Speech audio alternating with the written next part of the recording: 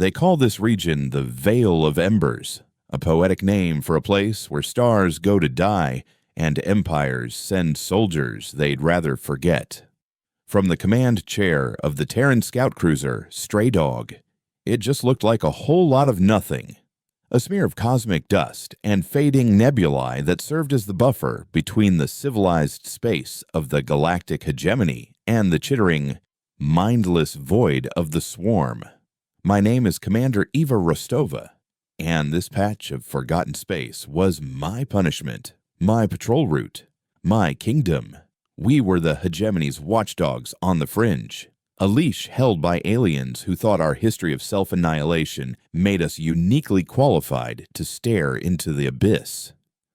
They weren't wrong, but they never understood what that history truly taught us.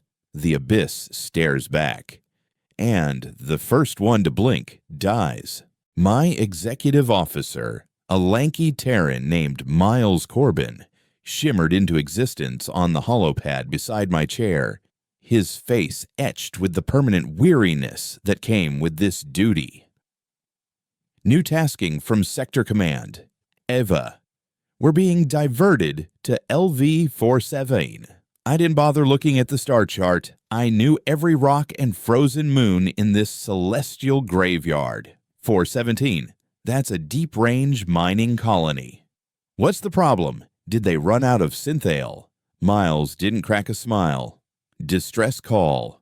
Went dead about 8 hours ago. Report mentioned a pirate raid. Vessel signature unknown. Standing near the forward viewport, our mandatory hegemony liaison officer, Xylos, shifted his weight. A Xytharian. He was built like a collection of sharp, obsidian blades, his carapace gleaming under the bridge's soft light. The Xytharians were a founding race of the hegemony, a species whose culture was so steeped in ritual and honor that they made breathing a formal ceremony. Pirates, Xylos intoned, his voice a low rumble of scraping stone, a task for which humanity's direct methods are well suited. It wasn't a compliment. To him, we were effective, but crude, savages who won fights without the proper forms and ceremonies. I leaned back, my worn leather command chair creaking in protest. Right, our direct methods. Set a course. Miles. Spin up the drive.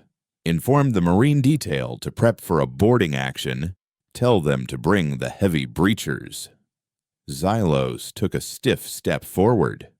Commander, hegemony protocol for a potential hostage situation dictates a non-aggressive approach first. A show of force could endanger the colonists.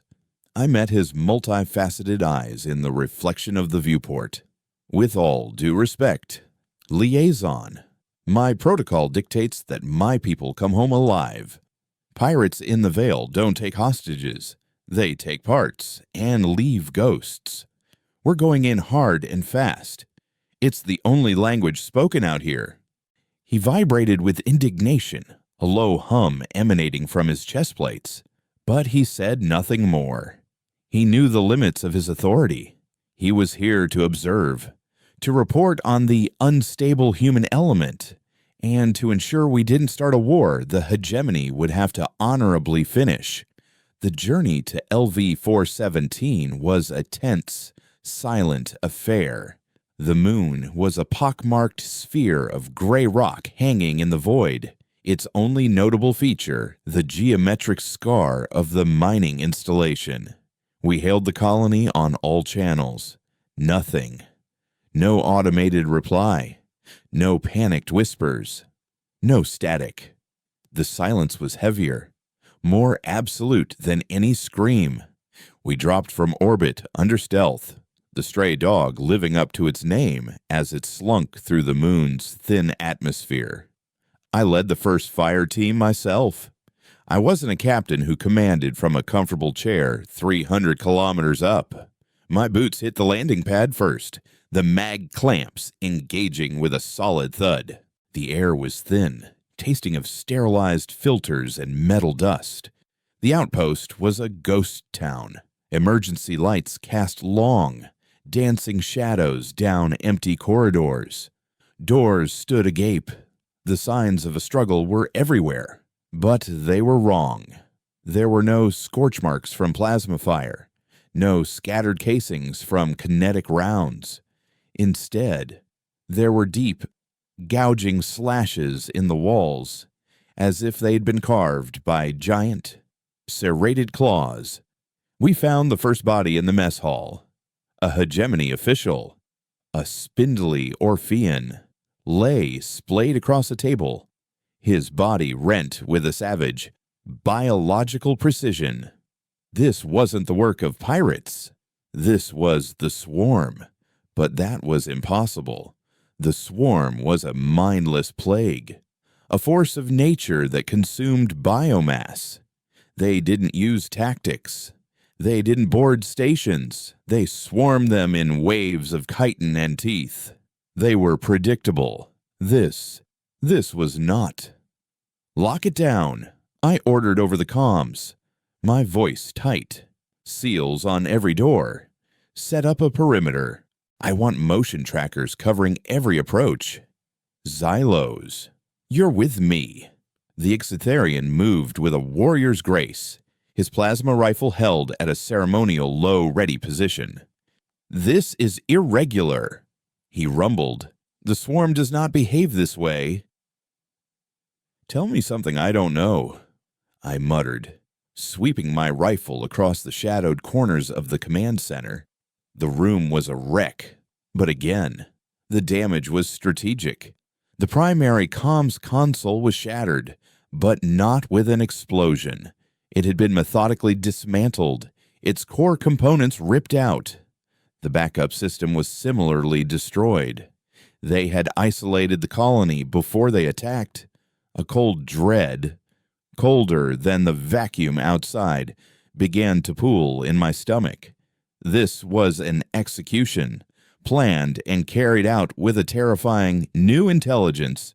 My tech specialist, a young woman named Anya, who could make a datapad sing, knelt by a secondary terminal that was miraculously intact.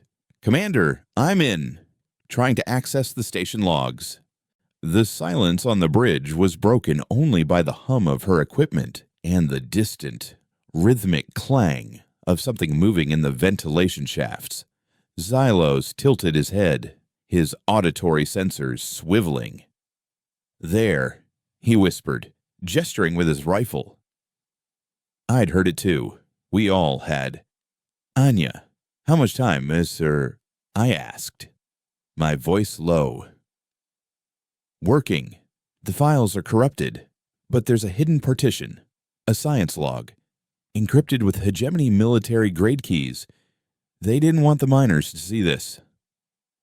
The clanging grew louder, closer. It was joined by a wet, scraping sound that echoed through the deck plates. Commander! One of my Marines, Sergeant Rex, called over the comm. We have multiple contacts. Moving fast. They're not using the corridors. They were in the walls. Anya! Now, I snapped. Got it, she yelled, yanking a data chip from the console. It's... oh. Stars and hells. Her face went pale under the glow of her helmet's HUD. What is it? I demanded, moving to stand back to back with Xylos.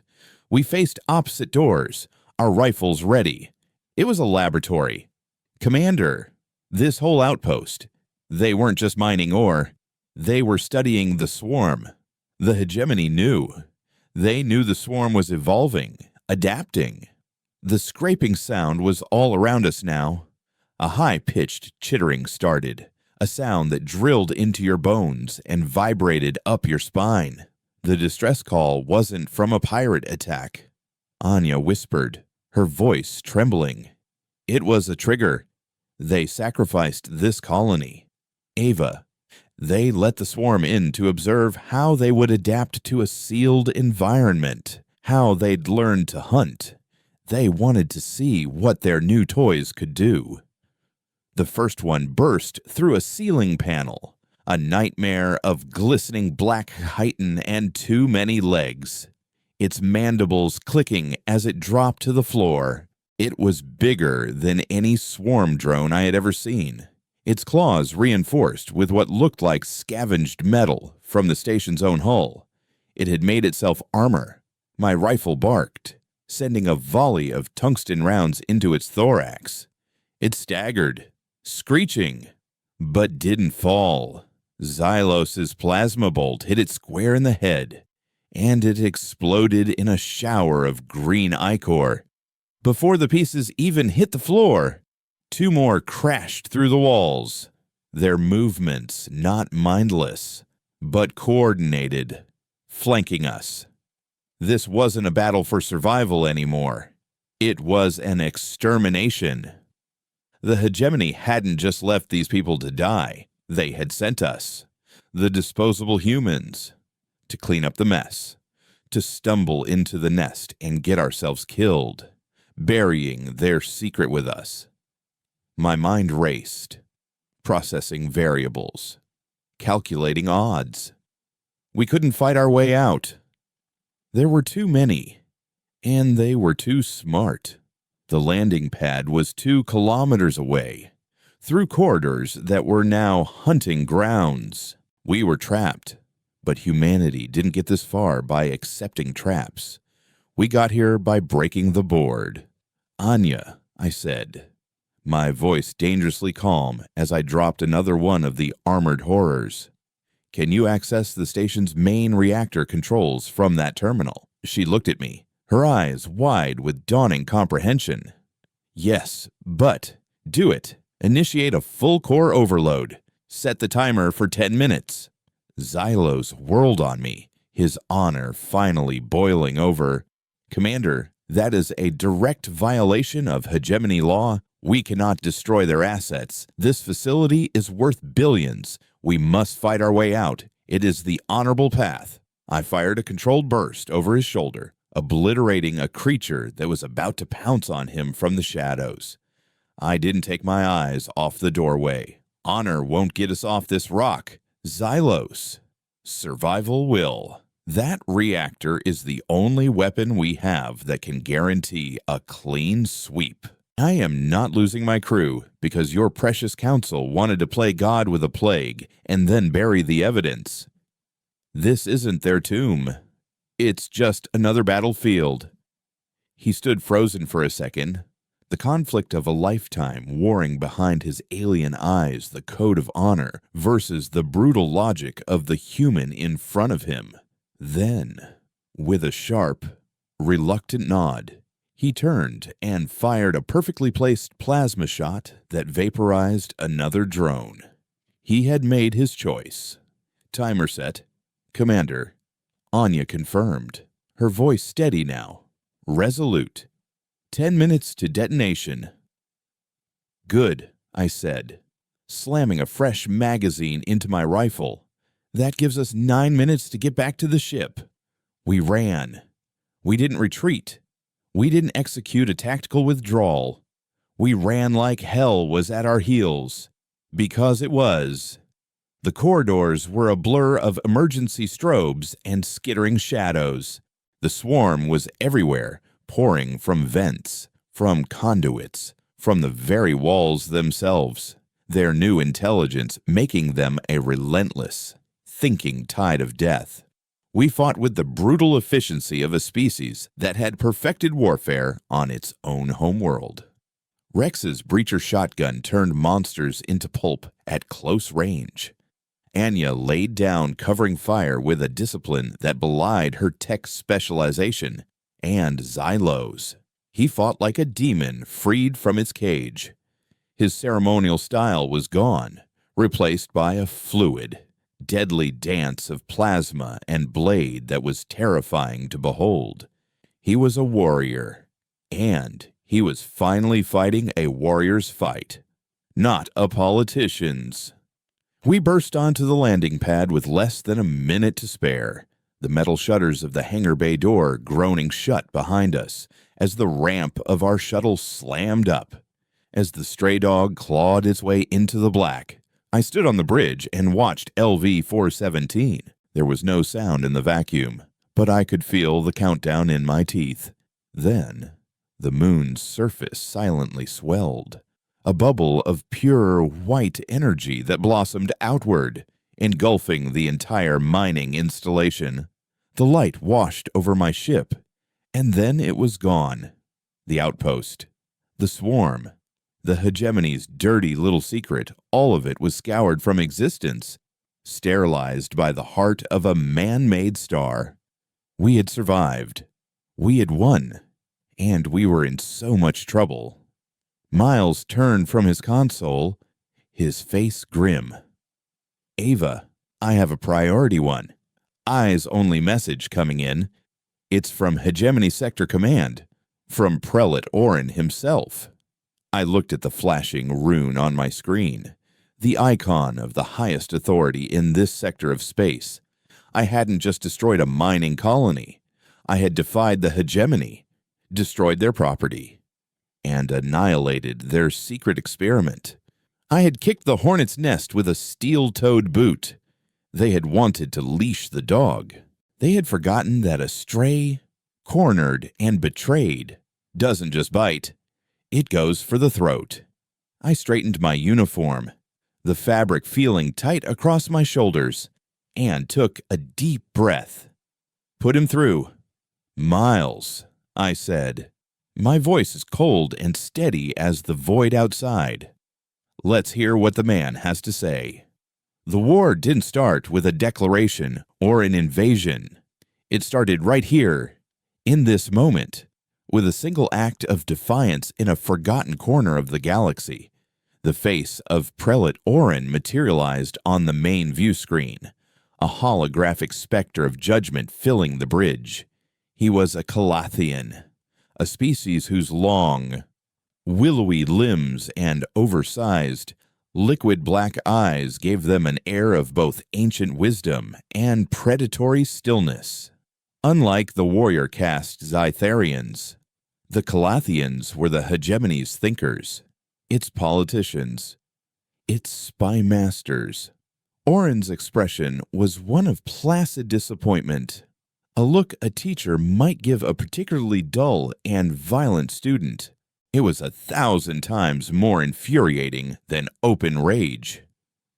"Commander Rostova," he began, his voice a silken, psionically laced whisper that seemed to slide directly into the brain without troubling the ears. "You have caused a significant complication." I stood my ground, arms crossed, the deck plates of my ship a solid reality beneath my boots. The complication on LV-417 was a genetically engineered, tactically aware swarm variant. My actions were a necessary response to a threat you and the Hegemony created in secret and then deliberately abandoned. A flicker of something annoyance perhaps disturbed the placid surface of his eyes for a nanosecond. Your penchant for hyperbole is a known Terran trait, Commander, as is your disregard for assets. That facility was a vital research station, its destruction an act of unprecedented insubordination.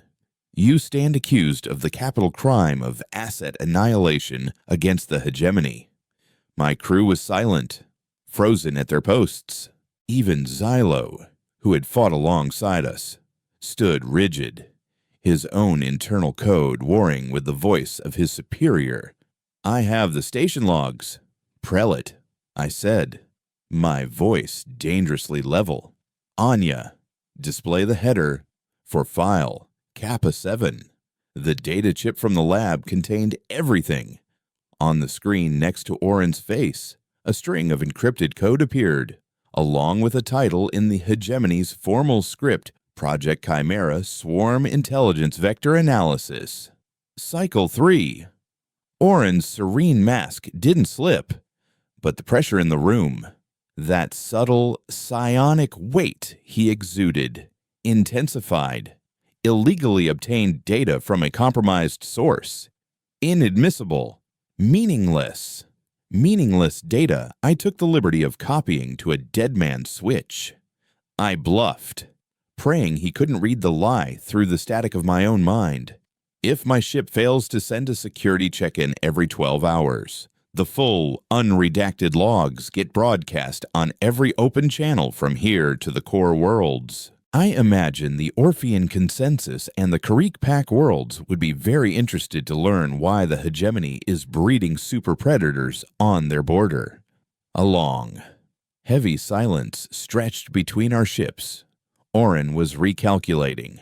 The blunt instrument he had intended to discard had just grown a razor's edge. He couldn't order our destruction without risking a political firestorm that could shatter the hegemony.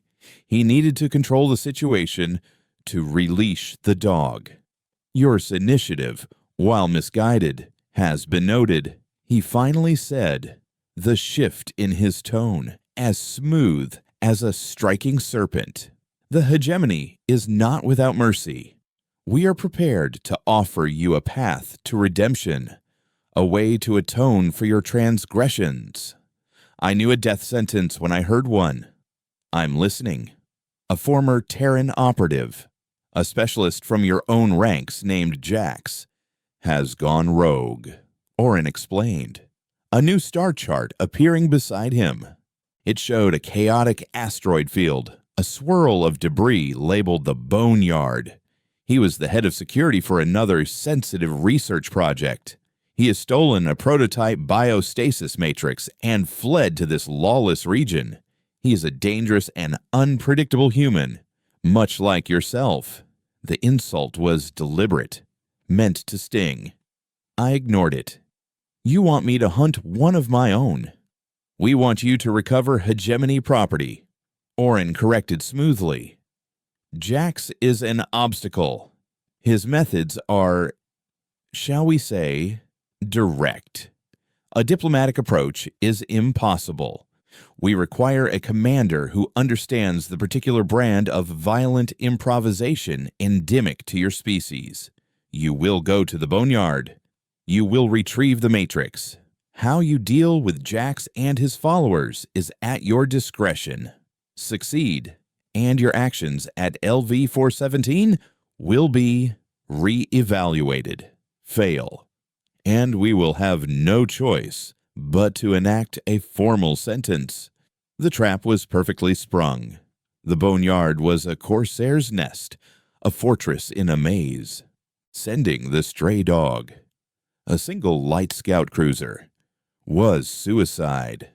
If we died, his problem was solved. If by some miracle we succeeded, we would have eliminated another inconvenient Terran and he could reclaim his stolen tech. All while keeping us far from civilized space where we might leak our data. We'll need refitting and resupply. I said, testing the bars of the cage. Your current resources are deemed sufficient for the task. Orin replied, his smile a thin, bloodless line. Prelate, a final question. This biostasis matrix, what's in it? Orin's eyes became impossibly black, 2 miniature voids. That information is above your clearance level, Commander. Complete your mission. Orin out. The hologram vanished, plunging the bridge back into its normal, stark lighting. The silence that followed was broken by Miles. He's sending us to die. Ava. I know, I said, turning to face my crew. Their faces were grim, but there was no fear. There was anger and a hard, defiant resolve. This was my fault. I had led them here. This is no longer a hegemony mission. I said, my voice ringing with a finality that surprised even me. This is about survival. Anyone who wants off this ship can have a shuttle at the next neutral outpost. No questions asked. But for those who stay, we are on our own. We answer to no one but each other. Not a single person moved. Sergeant Rex, his face a roadmap of old scars, just cracked his knuckles. Just point us at the target. Commander. My eyes fell on Xylos. He stood apart, a statue of black obsidian. This was his moment of truth. He could report our insubordination, our planned defiance, and be a hero to his people. He took a deliberate step forward, his movements precise, ceremonial. He unclasped the silver brooch of the Hegemony Liaison Corps from his chest plate and placed it carefully on a console. The hegemony I swore to serve was founded on principles of mutual defense and shared honor, he stated, his rumbling voice devoid of its usual formality. What I witnessed on LV-417 and what I just heard from Prelate Orin is a corruption of those principles. It is a lie. My duty to honor is not a duty to falsehood. He looked directly at me, his multifaceted eyes unreadable but intense. My report will state that I was taken hostage during the LV-417 incident. I request permission, Commander Rostova, to serve as a weapons officer aboard your vessel until such a time as my capture is resolved. The bridge crew stared, stunned, as Itharian abandoning his post to serve under a human was unheard of. It was a rejection of his entire culture, but in his eyes, I saw the same thing I saw in the faces of my human crew, the clear, cold light of a warrior who had chosen his side. He wasn't just joining us. He was burning his bridges behind him, just as I had. Permission granted, Xylos, I said, a grim smile touching my lips. Welcome to the pack. The next few days were a blur of focused activity.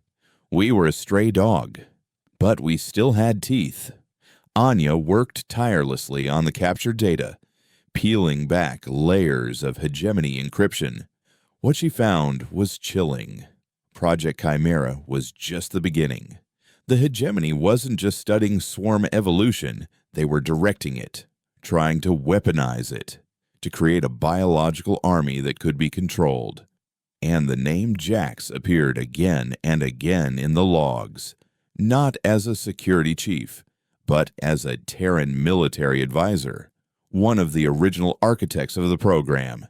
He hadn't stolen a piece of tech. He had run with the evidence. The biostasis matrix wasn't the prize. It was the proof. It likely held a dormant, genetically altered swarm queen, the key to the entire project. Orin wasn't sending us to recover property. He was sending us to erase the last loose end. We jury-rigged our ship for war. We rerouted non-essential power to the shields, overclocked the main gun, and converted the geological survey probes into makeshift mines. Rex and his Marines worked on new tactics, studying the data on the armored swarm variants, preparing for the possibility that Jax hadn't come alone. As we approached the boneyard, the place lived up to its name. It was a graveyard of giants, the skeletal remains of ancient, derelict warships from forgotten conflicts, all tangled in a web of asteroids and shimmering dust clouds. Sensors were all but useless in the metallic chaos. It was the perfect place to hide, or to lay an ambush. Miles stood beside me, his gaze fixed on the view screen. There's no way to scan for him in this mess. He could be anywhere. He won't be hiding, I said, my instincts screaming at me. Jax isn't the type. He's a soldier. He'll have a fortress, a kill zone. He'll be waiting for us. Anya's voice cut through the tension. Commander, I'm picking up a repeating signal. Low power, heavily encrypted, but it's a Terran military frequency. An old one. It's a simple, looping message. Put it on screen, I ordered. A string of text appeared, stark and clear against the backdrop of cosmic wreckage. It read, Stray dogs, watch your back. The hegemony sent me to put you down. I know what you found. So do they. The boneyard is my ground. Come and get it if you think you're hard enough. It wasn't a warning. It wasn't a threat. It was an invitation. Jax knew we were coming. He knew who we were, and he was challenging us. Terran to Terran. This wasn't a hegemony mission anymore. This was a family matter. "Take us in." "Miles," I said, my knuckles white on the arms of my command chair. "Slow and quiet. Let's go see what our cousin has been building for himself." The stray dog slipped into the boneyard. A ghost moving through a tomb. And for the first time since LV-417, I felt a flicker of something other than anger and grim determination. I felt the thrill of the hunt. We were outgunned, outmaneuvered, and betrayed by our masters. We were cornered animals, but in this graveyard of empires, we were the ones who were still breathing, and we were done running. Navigating the boneyard was like threading a needle in a hurricane. Massive, shattered hulls of kilometer-long dreadnoughts drifted past our viewports, their silent gun batteries like skeletal fingers pointing accusatorily into the void. Asteroids, rich in sensor-jamming metals, tumbled in unpredictable orbits, forcing Miles to fly the ship by instinct as much as by instrumentation. Jax's taunting message had gone silent, leaving us with nothing but the low hum of our own life support and the unnerving creaks and groans of our overworked scout cruiser. We were deep inside his web, and the spider was waiting. Anything I asked, my voice a low murmur on the quiet bridge. Anya shook her head, her fingers dancing across her console. The ambient radiation and magnetic interference are off the charts. It's like trying to listen for a whisper in a foundry. I can't get a lock on his ship. His base. Nothing. He wants it that way. Xylos rumbled from the weapons station, his multifaceted eyes scanning the debris field with a patience that was distinctly non-human. He dictates the terms of engagement. He has chosen his ground. We are the invaders here. He was right. We were blundering into a prepared defense, a sniper's nest the size of a solar system. The standard military doctrine was to pull back, to bombard from a safe distance. But we didn't have that luxury. We had a scout ship with a single main gun and a prelate's death sentence hanging over our heads. We had to close the distance. We had to make this a knife fight. Sergeant Rex. I said, patching a channel to the Marine barracks. Status. Ready to dance. Commander, his voice crackled back, steady and confident. My team is suited up. Boarding charges are primed. We're just waiting for a door to kick in. You might get your wish sooner than you think, I muttered, my eyes tracing the ghostly outline of a colossal, broken warship drifting directly in our path. It was a Hegemony Peacekeeper-class battleship from the old expansionist era, a true Leviathan, snapped in half like a twig. Its jagged, torn midsection was a gaping wound of twisted girders and shattered decks. Miles, take us through the break, I ordered. Use the wreck for cover. Eva, that's insane, he protested, his hands hovering over the controls. The ship's internal structure could be unstable. We could get snagged or torn apart by shifting debris inside.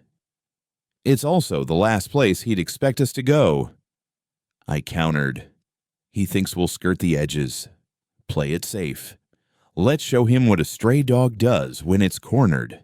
With a grim nod, Miles eased the stray dog toward the colossal wound in the dead battleship. Entering the wreck was like descending into the gullet of some titanic metal beast. Twisted corridors and cavernous, silent hangars yawned around us. The ship's ancient, emergency lighting flickered erratically, casting long, distorted shadows that played tricks on the eye.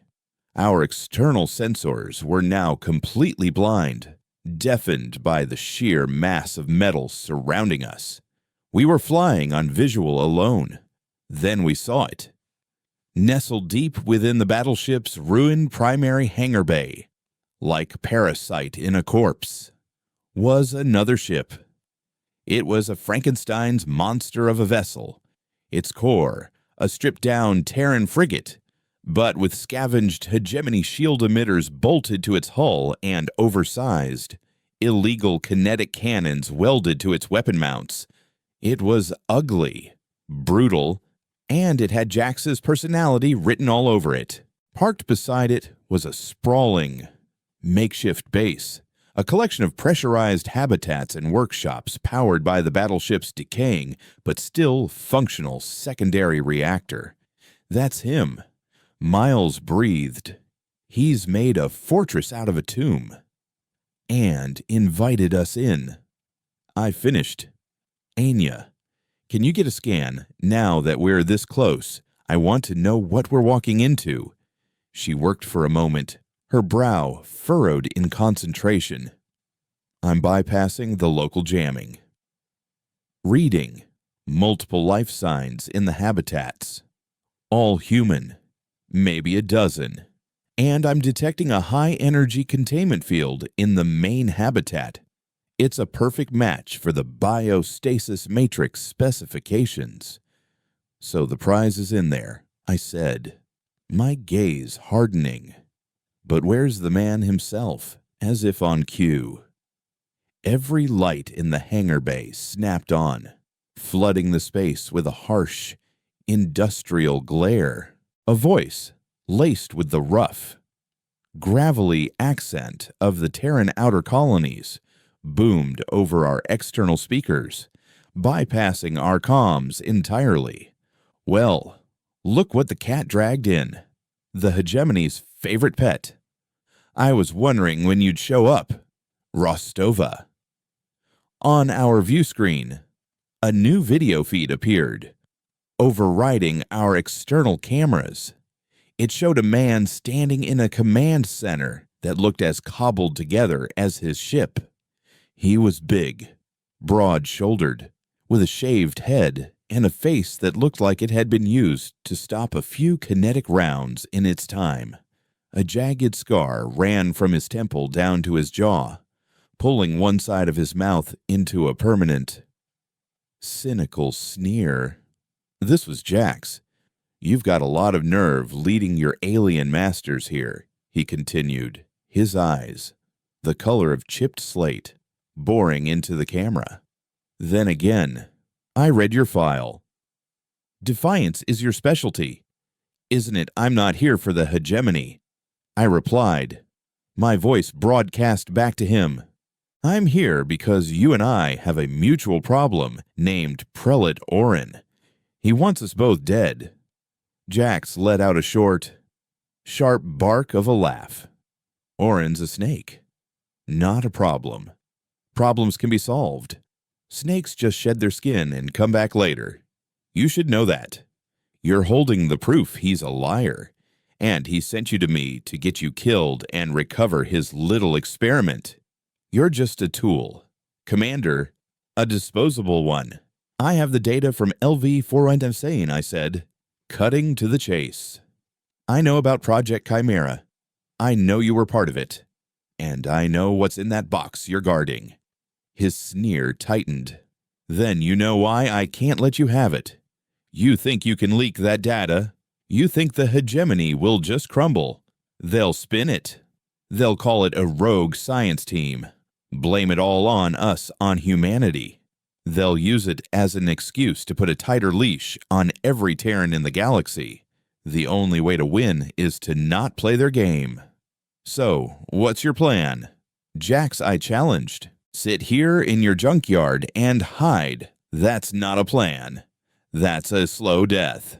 My plan, he said, leaning forward, his voice dropping to a conspiratorial growl, is to give the hegemony a taste of its own medicine. I'm not just hiding the queen in that matrix. Rostova, I'm improving her, making her smarter, faster, more discerning, capable of recognizing a specific genetic marker, like, say, the one every Calathian politician carries. A cold knot formed in my stomach. He wasn't just hiding a weapon, he was building one. A targeted bioweapon that could wipe out the hegemony's entire ruling class. It was monstrous.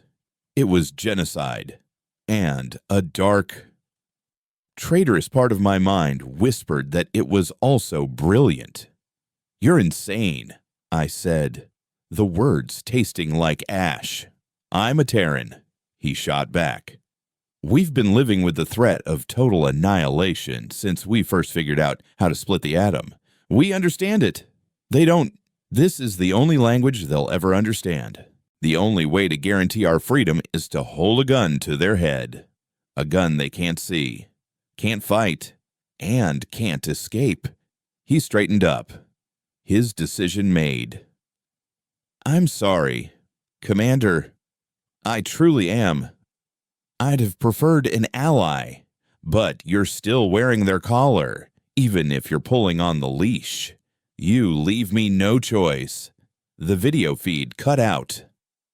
A second later, the hangar bay doors on his frigate, the Vengeance, slid open, revealing missile pods already glowing with launch sequencing. At the same time, automated defense turrets, hidden along the walls of the dead battleship, swiveled to face us, their targeting lasers painting our hull. Evasive maneuvers, I yelled, as Miles threw the stray dog into a hard dive. Plasma bolts and kinetic rounds screamed past our cockpit. The ship shuddered as a missile impacted our aft shields. "Shields at 70%, Anya called out. Her voice strained. "We can't take a sustained pounding like this Xylos. Target those turrets," I commanded. "I need them offline." Now the stray dog's main gun fired, a lance of pure energy that vaporized one of the turret emplacements in a flash of white-hot metal. Xylos, with the cold precision of his race, began methodically picking them off one by one, his movements economical and deadly. But for every one he destroyed, two more seemed to pop out from hidden recesses. Jax's ship was now fully active, its oversized cannons spitting death at us, forcing Miles into a desperate, frantic ballet through the tangled wreckage of the hangar. "He's hurting us." Miles grunted, sweat beading on his forehead. "He's forcing us deeper into the wreck, into tighter quarters where his ship has the advantage. We were a scout, built for speed and stealth. His ship was a brawler, designed for close-quarters brutality. We were being outfought and outmaneuvered in a cage of his own design. "Rexan," I snapped over the comm. "Can you get a lock for a boarding torpedo negative?" "Commander, the way he's moving, it'd be like trying to hit a flea with a slingshot in a sandstorm. We need him to hold still, even for a second."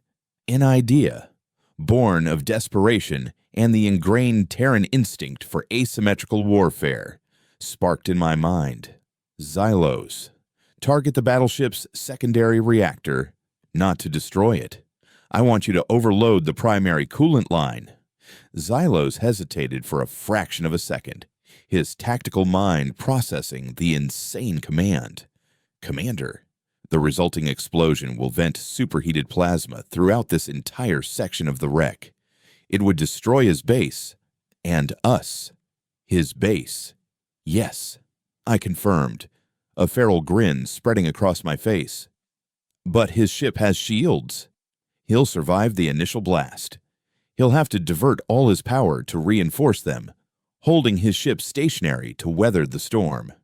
And that will give Rex the window he needs."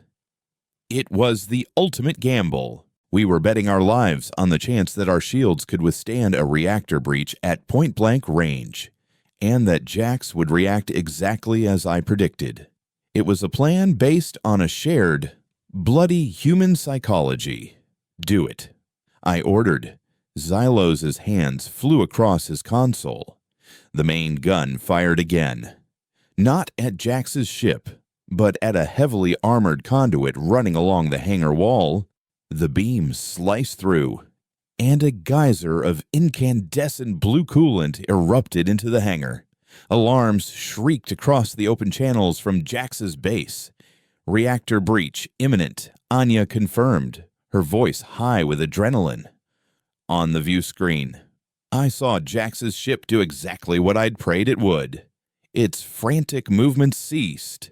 It locked into place, a shimmering bubble of energy enveloping it as every system was diverted to its shields. Now, Rex, I roared. Launch from the belly of the stray dog. A boarding torpedo shot out, a silver streak cutting through the chaos. It slammed into the hull of the Vengeance, not with a bang, but with the hiss of a cutting laser and the magnetic clamp of a boarding collar. Rex and his team were in. At the same moment, the battleship's reactor gave way. A silent, blinding wave of plasma washed through the hangar bay. Our own shields screamed, dropping to critical levels. The whole ship groaning in protest as the wave of energy hit us. Red lights flashed across the bridge. But we held. Through the dissipating glare, I saw Jax's ship, its shields flickering and failing, but intact. His base, however, was gone. Vaporized. The biostasis matrix with it. We had won the battle, but lost the objective. Or so I thought. My comm crackled. Commander, this is Rex. We're in. We have unexpected company. Report. Sergeant, it's Jax. Commander, he wasn't on his bridge. He was waiting for us. He wants to talk to you, face to face. The gamble had paid off, but the game had just changed. Jax had sacrificed his base, his crew, and his ultimate weapon to let us board. He wanted this to be personal. He wanted to look me in the eye. I'm on my way, I said, unclipping my sidearm and turning to Miles. Hold the ship steady and get ready to pull my people out the second I give the word. As I strode towards the airlock, my heart pounded a steady, warrior's rhythm. This was it, the final confrontation. Not with ships and guns, but with ideals and conviction, in the heart of a stolen ship, surrounded by the ghosts of a dead empire.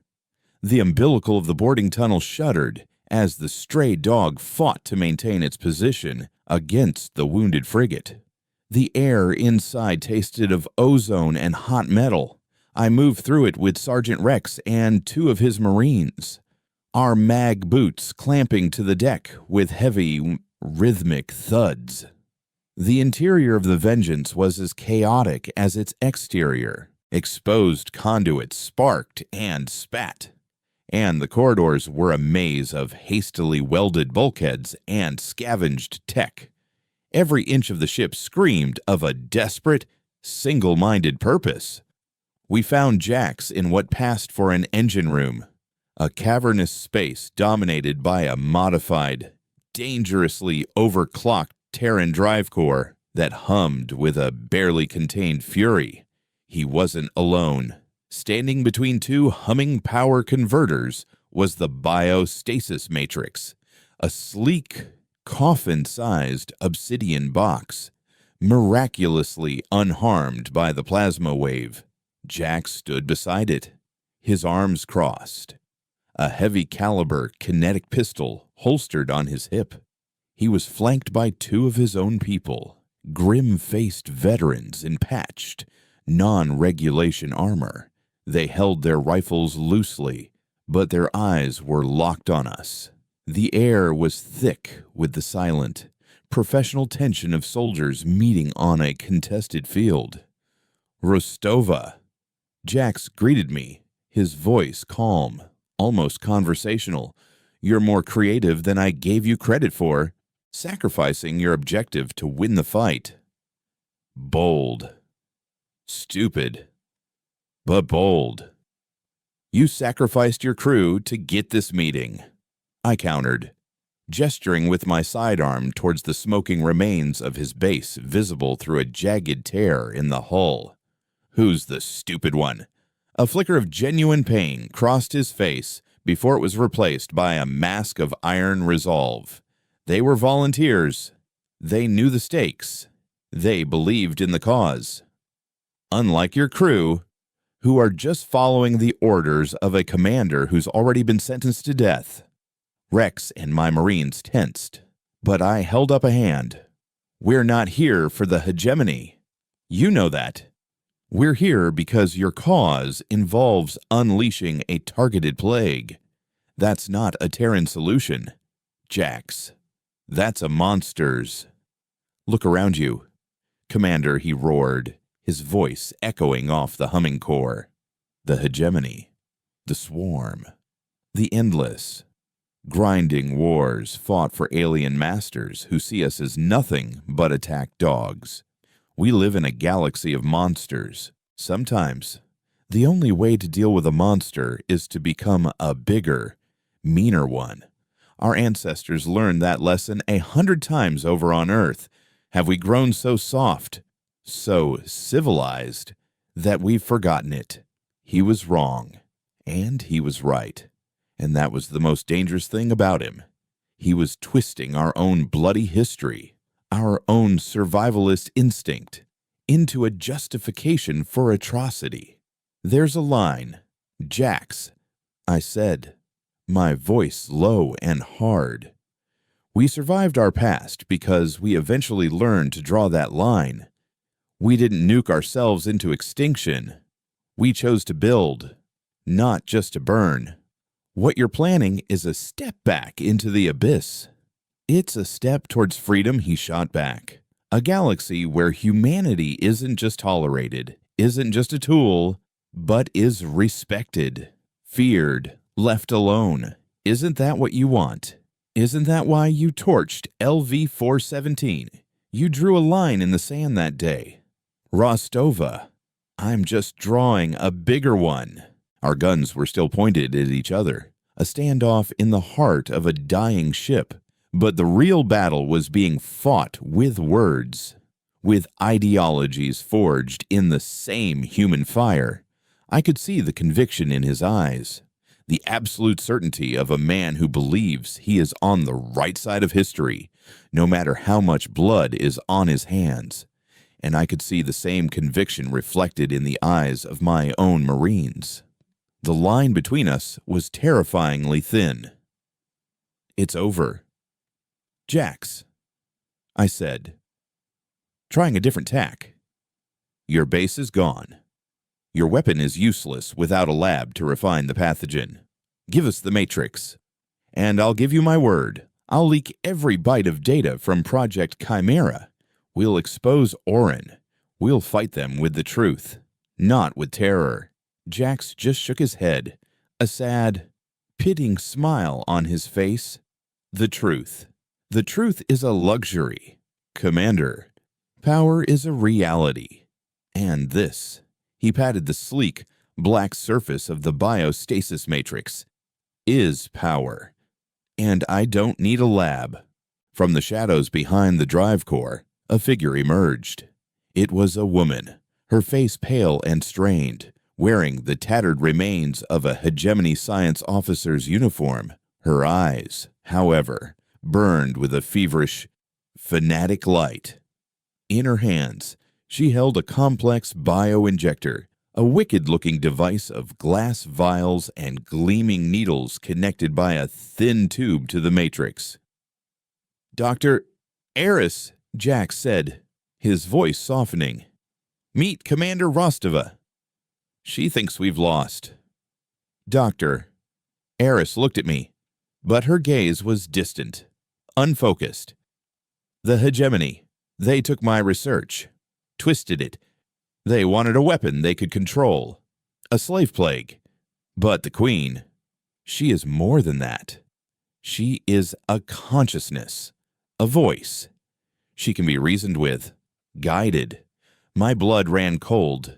This wasn't just a scientist. She was a true believer, a high priestess in a cult of one. She had connected with the Swarm Queen on some level, and it had broken her, or remade her into something else. She's going to inject herself with the raw genetic material, I realized aloud, the horror of it dawning on me. She's going to become the new Vector, a walking, thinking plague. A messenger, Eris corrected, her voice a reedy whisper. The Queen and I will become one.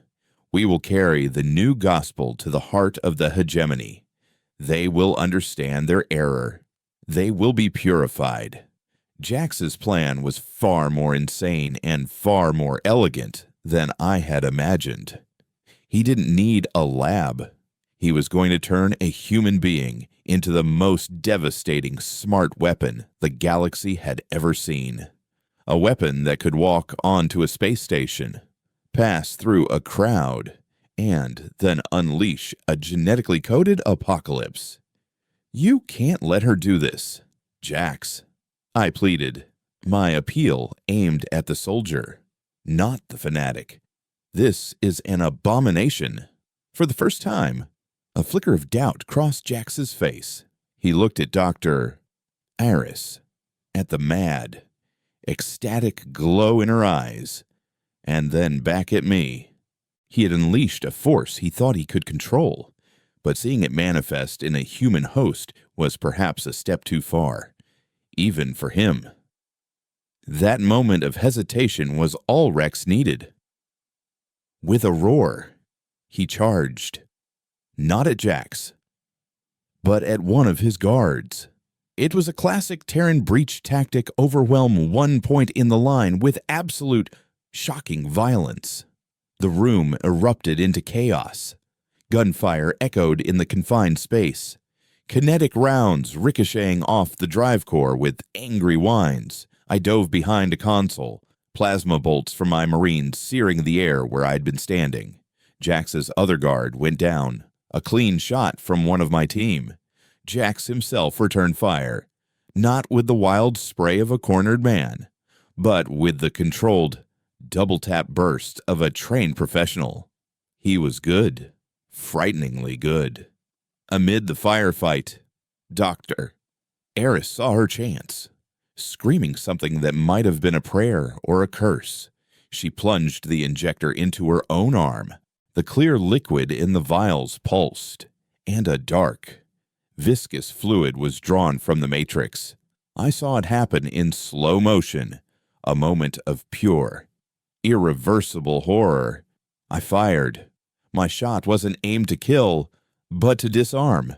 The plasma bolt hit the injector, shattering the device in a flash of vaporized metal and glass.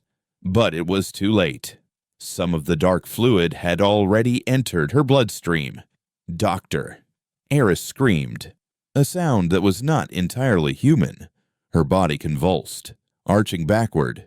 Her skin began to shift, to ripple, and a thin black webbing, like cracked porcelain, spread rapidly from the injection site across her body. Jax stared at her, his face a mask of shock and dismay.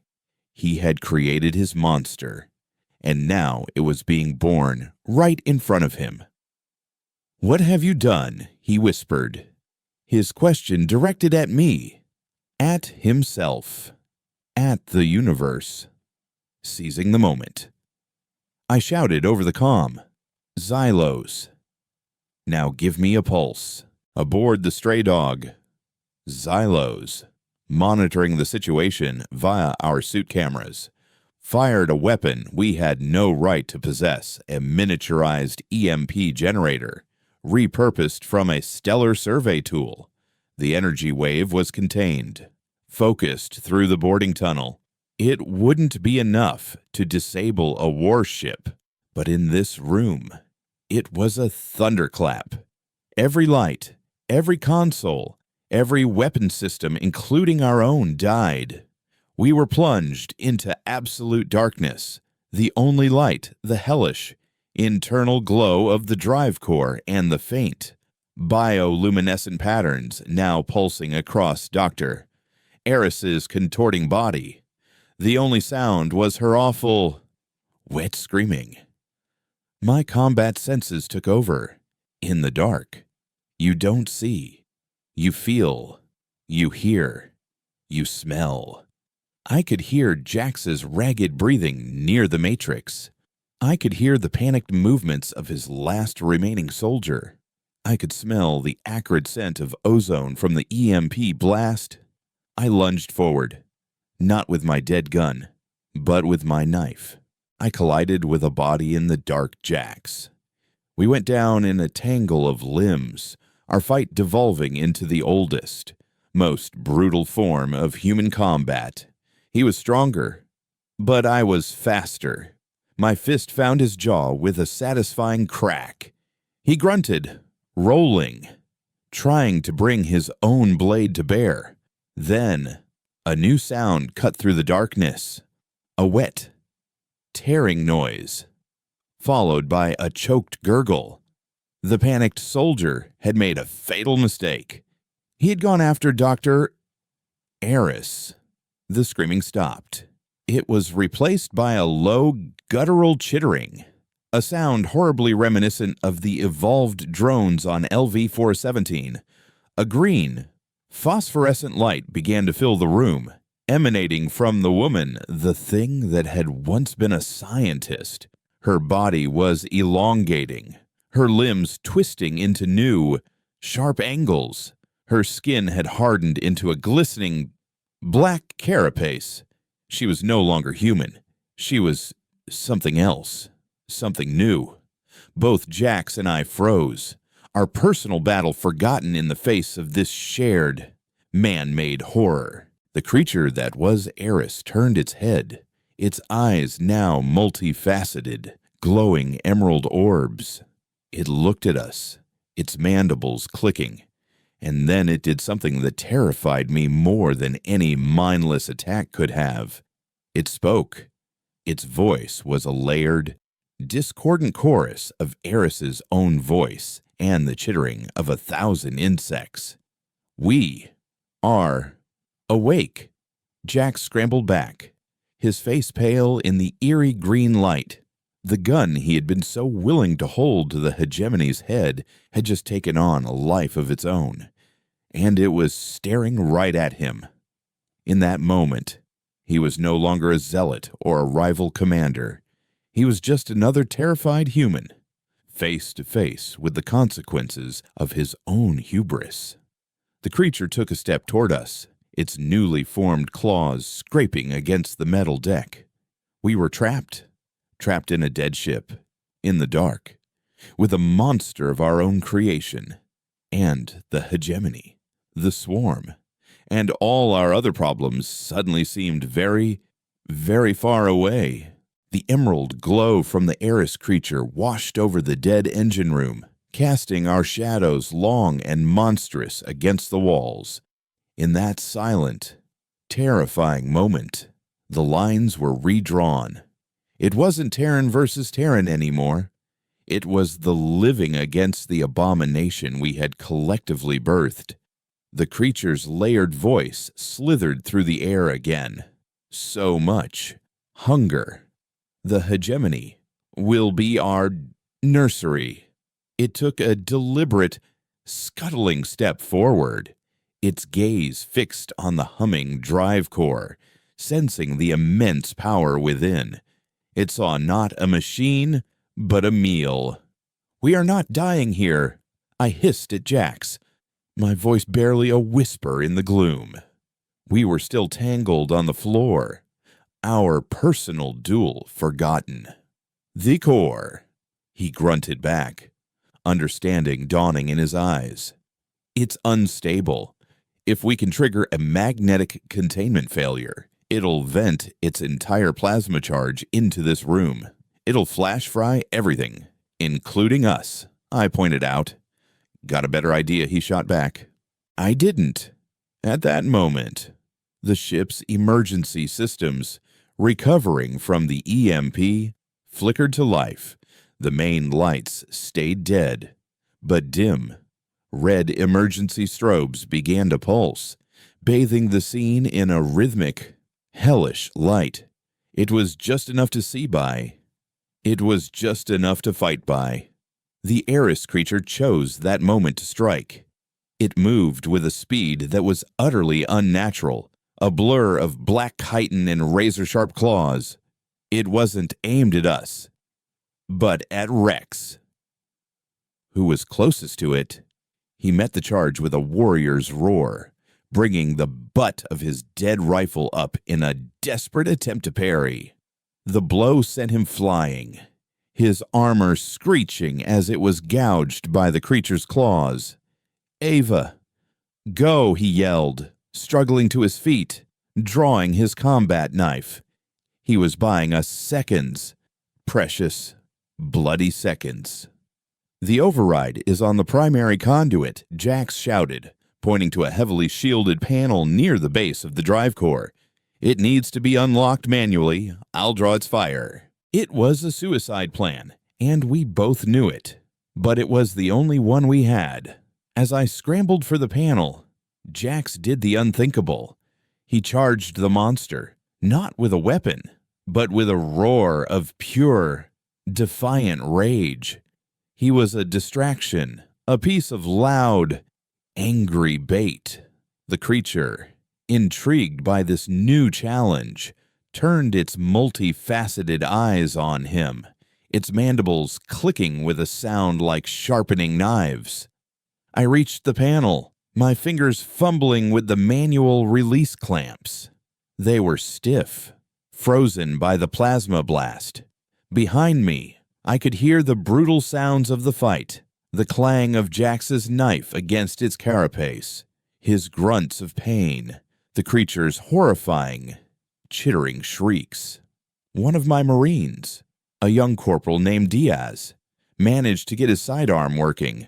The kinetic rounds spat from the barrel, ricocheting harmlessly off the creature's hide. The monster swiped with a casual, backhanded blow, and Diaz went down, silent and still. Then, Rex was back in the fight, ignoring his wounds. He tackled the creature from the side, wrapping his arms around one of its thrashing limbs. "Commander!" Now he bellowed, his voice strained with unimaginable effort. For Earth, the clamps on the panel finally gave way. I wrenched the cover open, revealing a simple, terrifying lever. The failsafe, the final, irreversible purge command. I looked up. The creature had thrown Jax against a bulkhead like a rag doll. He lay stunned. It now focused its full, horrific attention on Rex, raising a clawed hand to deliver a final, killing blow.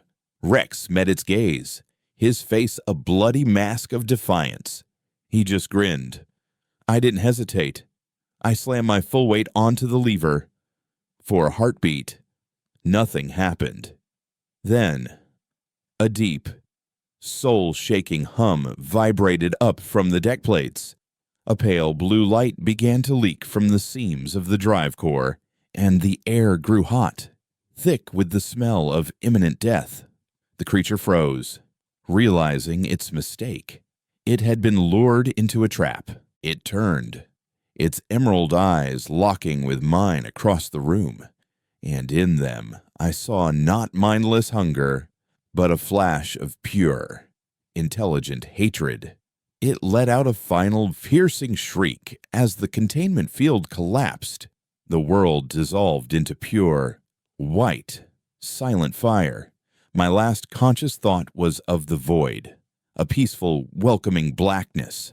I woke to the taste of blood and the groan of dying metal. My vision was a blur of smoke and swimming lights. Someone was dragging me. I tried to struggle, my combat instincts kicking in, but a familiar voice cut through the haze. Easy. Commander, it's me. It was Jax. He was limping heavily, his face bruised and battered, but he was alive. He pulled me through the twisted, glowing hot wreckage of the engine room and back into the boarding tunnel. Behind us, the Vengeance was a tomb, its heart torn out. Rex, Diaz, my entire boarding party, they were gone. All of them, consumed by the fire we had unleashed. The grief was a physical blow, so heavy it almost crushed me, but there was no time for it. Not yet. Back on the bridge of the Stray Dog, the damage reports were as grim as the casualty list. Our shields were gone, our port engine was failing, and we were still tethered to a dead, radioactive ship. Cut us loose. Miles, I ordered, my voice a raw croak. Get us out of here. Now, as our ship pulled away from the smoldering wreck of the Vengeance. I stood on the bridge with Jax, my surviving crew, Miles, Anya. Xylos watched us, their faces etched with sorrow and exhaustion. They didn't know what to make of the man standing beside me. This enemy who had helped save my life. You were right, Jax said quietly, his gaze fixed on the funeral pyre of his ship. I created a monster. I was so focused on the enemy in front of me. I didn't see the one I was building in my own house. We both built it, Jax. I said, the words heavy in my throat. The hegemony. You. Me. We all had a hand in what happened to Eris. He finally turned to look at me, and the cynical, hard-bitten soldier was gone. In his place was just a tired man who had lost everything for a cause that had turned to ash in his mouth. What now? Commander, you going to turn me in? Let Orin put me on trial and pretend he's the good guy. This was the moment. The culmination of everything that had happened since LV-417. I could follow the ghost of my old orders. I could take him prisoner, deliver him to the hegemony, and maybe, just maybe, buy my own pardon. I thought of Rex's final, defiant grin. I thought of the cold, political calculus in Prelate Orin's eyes, and I knew I couldn't do it. No, I said, my voice clear and steady. There's no justice for us in their courts. Only lies. I turned to Anya. Is there a working escape pod left on that wreck? She checked her console. One, barely functional, but its signature is scrambled. It'll look like just another piece of junk. I looked back at Jax. Get on it. The boneyard is big. Disappear. Find a new cause. A better one. He stared at me, suspicion warring with a dawning sense of disbelief. Just like that, you're letting me go. The hegemony wants us to kill each other, I said. A cold, hard anger solidifying in my gut. They want every defiant human to be an isolated case. A rogue. A madman. They win if we stay divided. Our fight isn't with each other. Jax. It never was. He held my gaze for a long moment, then nodded slowly. Before he turned to leave, he tossed a small, metallic object to me. It was a data chip, featureless and black. Orin doesn't just have research stations on the fringe, he said. He has a listening post, a secret command hub, hidden in the anomaly of Free. That's where he runs his real operations from. That chip is the key to get past their outer security. Do what you want with it. And then he was gone. A ghost heading for the airlock, leaving me with a choice and a weapon. An hour later, the stray dog, battered but alive, limped away from the boneyard, leaving the ghosts behind. On the bridge, we held a short silent service for our fallen. I said their names aloud, etching them into the ship's memory, into my own. Rex, Diaz, Corporal Thorne, Specialist Cole. They were more than soldiers. They were my crew, my family. When it was over, I walked to the main view screen, where the star chart glowed with a cold, indifferent light. The anomaly of Frix was a swirling nebula of violent, unstable space, deep in hegemony territory. It was a dragon's lair. Where to? Ava Miles asked quietly, his voice heavy with the weight of our losses. I looked at the faces of my crew, at Miles's unwavering loyalty, at Anya's fierce intelligence, at Xylos's newfound, ironclad resolve. We were broken, bleeding, and hunted. We were down to a skeleton crew on a ship that was barely holding together. We were, by any rational measure, already dead. But we were Terrans, and we were free. I tapped the coordinates for the anomaly of Frix onto the screen. Prelate Orin thinks he sent a dog to do his dirty work, I said, my voice ringing with a purpose as cold and clear as the space between stars. He's about to find out. He unleashed a wolf pack. Set a course. Miles. My XO looked at the impossible destination, then at me, and for the first time in days, a slow, dangerous smile spread across his face. "Aye, Commander," he said. "Let's go hunting." As our ship turned toward the heart of the enemy's power, I knew our old life was over. The war for survival had ended. The war of vengeance had just begun.